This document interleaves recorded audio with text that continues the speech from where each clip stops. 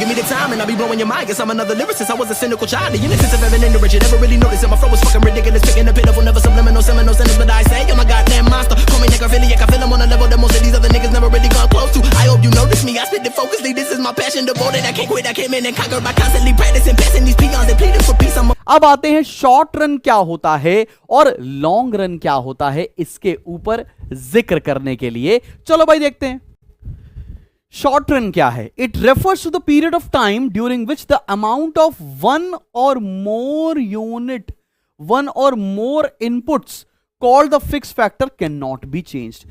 Short run के अंदर कुछ फैक्टर्स को फिक्स रखा जाता है, उसको चेंज नहीं किया जा सकता। लेकिन इसका उल्टा होता है मेरी जान लॉन्ग रन। लॉन्ग रन का मतलब होता है जहां पर कोई भी फिक्स फैक्टर नहीं होंगे, वहां सारे के सारे फैक्टर्स को वेरिएबल रखा जाता है। तो शॉर्ट रन में एटलीस्ट वन फिक्स फैक्टर होता है, लॉन्ग रन में सारे वेरिएबल फैक्टर होते हैं, कोई भी फिक्स फैक्टर नहीं होता। अब देखते हैं शॉर्ट रन प्रोडक्शन फंक्शन क्या है।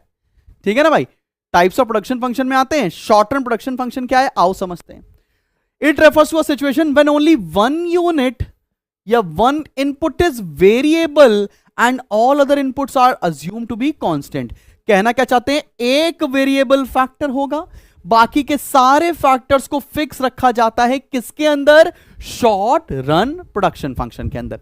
Whereas long run production function के अंदर क्या होता है, कोई भी फिक्स फैक्टर नहीं होगा और सारे के सारे वेरिएबल फैक्टर होंगे। ये नोट्स आपके लिए बड़े शानदार हैं। It studies the changes in output when all inputs used in the production of a commodity are change simultaneously and in the same proportion. मतलब कोई भी फिक्स फैक्टर नहीं है।